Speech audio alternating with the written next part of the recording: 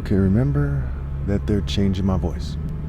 One thing I cannot stress enough as I walk toward downtown, keep in mind that it's very noisy down there, a lot of police, okay, and I'm targeted, okay, is that people are damning their own offspring when they suppress me. People from various groups, their families come together. They're parts of families, they're parts of spirits, parts of people, parts of organization, and they're representing for the inhabitants of the earth, okay, inhabitants that are in submission to them. A spirit involves the dominant characteristic, the prevailing tendency. So when one is passive, they're being dominated by the aggressive in that spirit, in that collection, in that formation.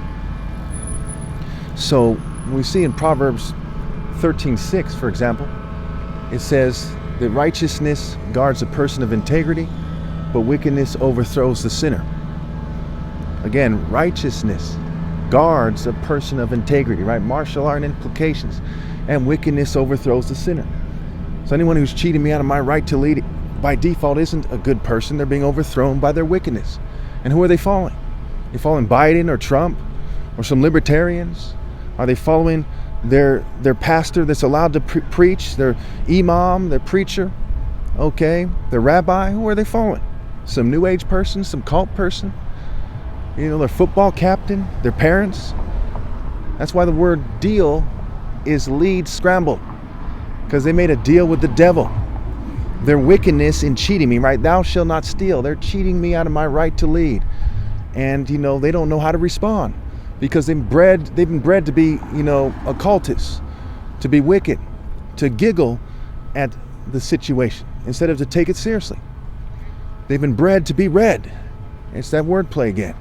And evil is live spelled backwards, and part is trap spelled backwards, as they fall into the snare because they truly aren't fair.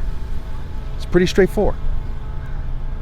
So as they're training whatever war art they're doing, it's in the spirit of wickedness.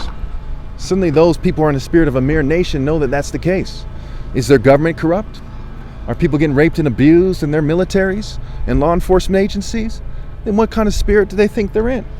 They think they're in the spirit of true justice, or merely pretending to be just and enforcing the law of the world. Where again in 1 John 2:15 it says what? If you've been watching the video series here, you know it says, do not love the world or anything in the world. Whoever loves the world, love for the Father is not in them. So we know that they're in the spirit of wickedness, and before they even considered accepting my challenge or not, they had already lost. And anyone who actually accepted and showed up, they were easily beaten, because I'm in the Spirit of God. And I made the wise calculations. I estimated the situation. And again, in the word estimate, you have the word mate. Okay, so when do you mate and when don't you? What kind of mate do you have? You have to do some calculations. You have to consider the situation. And what is the situation? Due to tech, breeding, cheating, and generational ill-gotten gains, there is no hope for the future. If you think that there's hope, you must be on dope.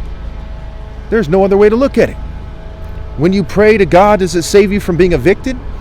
Does it save you from a bullet if someone's determined to shoot you? No. Okay, God does not work that way. Will it save you from mind control when you keep breeding, when you know that the government has a mass mind control operation? No, it doesn't. In the end, the wicked are overthrown, and there's more than one angle that God has created for them to be overthrown. No insight, no wisdom can succeed against God. God is triumphing. And I'm in God's spirit. I